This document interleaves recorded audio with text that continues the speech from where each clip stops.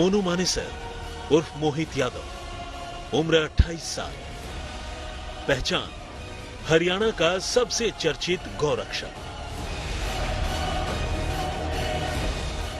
हरियाणा के ही मानेसर का रहने वाला मोनू एक साधारण परिवार से आता है। उसके पिता ड्राइवर थे और बस चलाया करते थे। उसके पिता की मौत हो चुकी है। उसका एक छोटा भाई और बहन भी है। मोनू मानेसर शादीशुदा है। उसके 2 बच्चे हैं। उसके परिवार की आय का सबसे बड़ा जरिया किराएदारी है। बताते हैं कि मानेसर में मोनू और उसके परिवार के पास कई कमरे हैं जिन्हें उसने किराए पर दे रखा है और ये उसके परिवार का सबसे बड़ा सोर्स ऑफ इनकम है। असल में मानेसर एक औद्योगिक शहर है जहां प्रवासी मजदूर बड़ी तादाद में रहते हैं और मोनू मानेसर और उसके परिवार का कारोबार भी इन्हीं मजदूरों के इर्द गिर्द घूमता है। करीब 50 से ज्यादा गौरक्षकों की टीम की अगुवाई करने वाले मोनू मानेसर खुद को बजरंग दल का गौरक्षा प्रांत प्रमुख बताता है।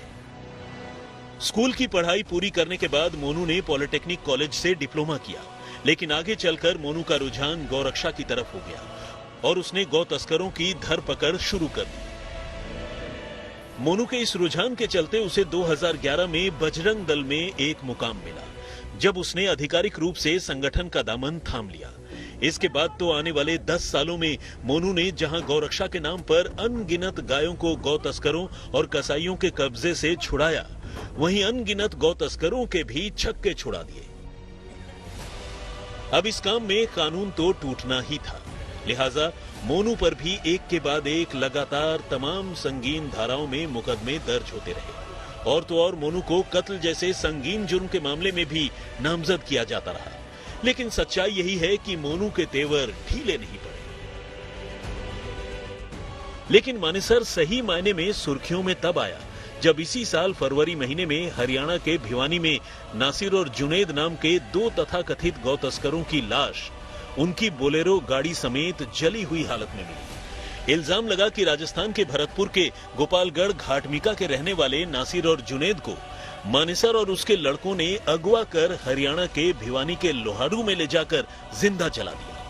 दोनों की लाश 16 फरवरी को मिली थी। अब नाम आया था तो पुलिस ने मानेसर के खिलाफ नासिर और जुनेद के कत्ल के इल्जाम में केस भी दर्ज कर लिया।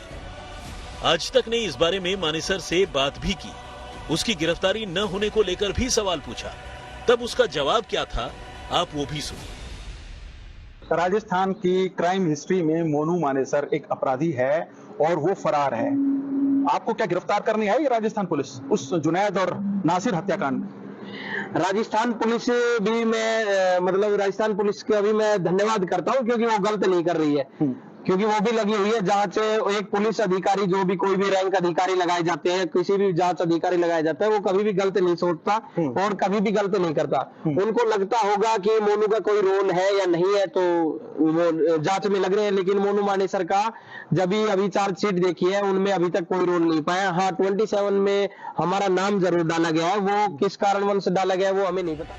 लेकिन नासिर और जुनेद के कत्ल के मामले के 6 महीने गुजर जाने के बाद अब जब मानेसर ने नूह से निकलने वाले ब्रजमंडल यात्रा में शामिल होने की बात कही, तो फिर कई लोगों को मानेसर का बयान नागवार गुजरा और उन्होंने हिंसा का रास्ता चुन लिया।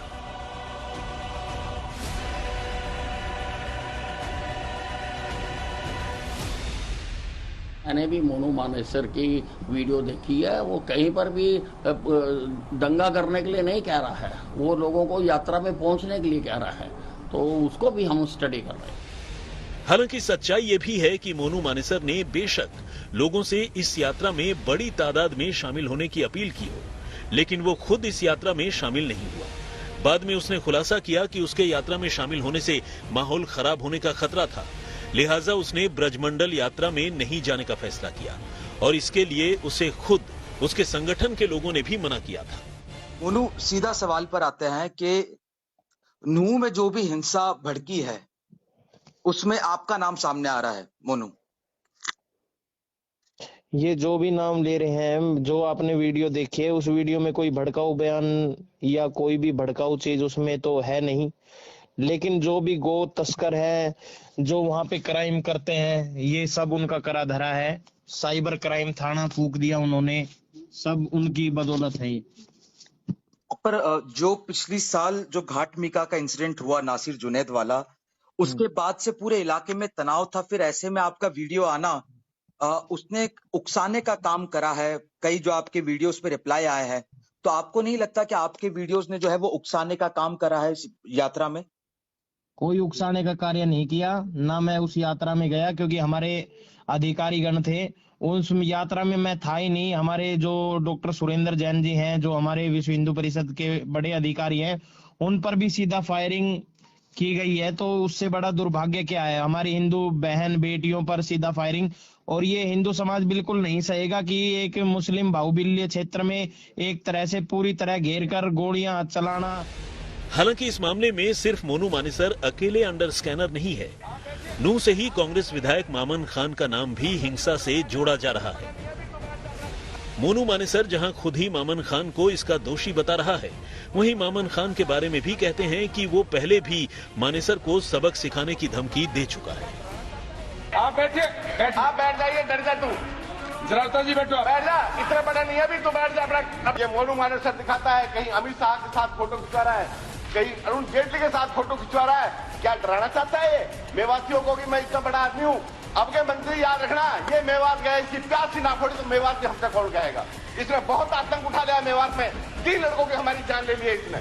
भाई डर जा रहे, जब बोलिए क्या होगा? भी मेरा ये किस आधार पर हथियार दे रखे हैं आप लोगों ने? क्या मुसलमानों को मारने के लिए दे रखे हैं आपने ये?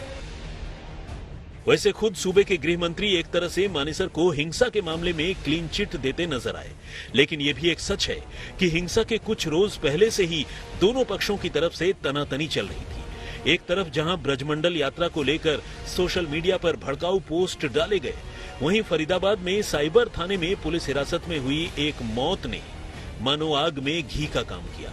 असल में यात्रा से बमुश्किल 2 दिन पहले फरीदाबाद पुलिस ने नूंह से एक लड़के को साइबर क्राइम के सिलसिले में पकड़ा था, जिसकी संदिग्ध हालत में पुलिस हिरासत में मौत हो गई। जिसके बाद आफ्ताब और मोहम्मद समर समेत नूंह के कई नेताओं ने पुलिस को लेकर गलत बयानी की।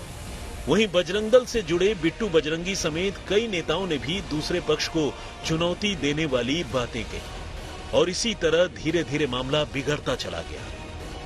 कई लोगों की जान लेकर और करोड़ों का नुकसान कर नूंह में हिंसा अब शांत हो चुकी है। पुलिस मामले की जांच शुरू कर चुकी है, लेकिन दंगे के असली किरदारों तक पुलिस के हाथ का पहुंचना अभी बाकी है। जयपुर से जय किशन, गुरुग्राम से नीरज वशिष्ठ और मेवात से अरविंद ओझा के साथ हिमांशु मिश्र, आज तक।